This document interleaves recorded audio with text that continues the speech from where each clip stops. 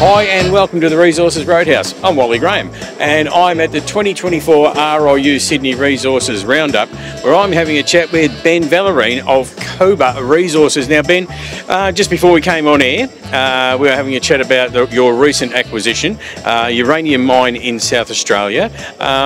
What's it called and where is it and what have you done since you got it? So the project's called the Uranium Project and it's located on South Australia, about 100 k's from Broken Hill. You can see on the map here, it's immediately north of Boss Energy's honeymoon operation, where they recently started producing yellowcake. So we're in a uranium-friendly jurisdiction of South Australia, and we've got 5,000 square kilometres, 250 kilometres of paleo channels to explore.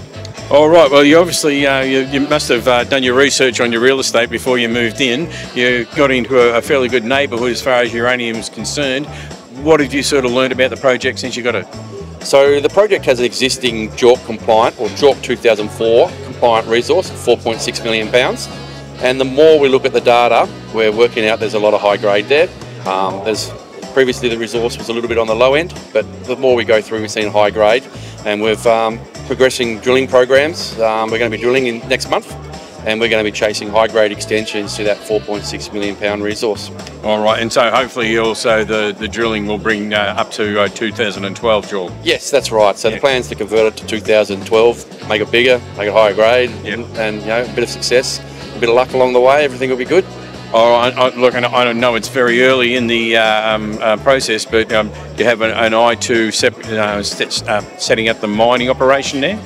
No, we haven't really got that far. We only acquired the project in January, so really we need to get out there and do some exploration, really prove up a solid resource, and then we can start talking about mining. All right, and is this the only project in your portfolio? In April we acquired another project called the RIU Uranium Project. That's located in Labrador in Canada, and that consists of some really high grade stuff. So we're about 50 kilometres west of Paladin's 127 million pound Michelin deposit. And we've got 9 prospects that are averaging or have rock chips greater than 1% uranium.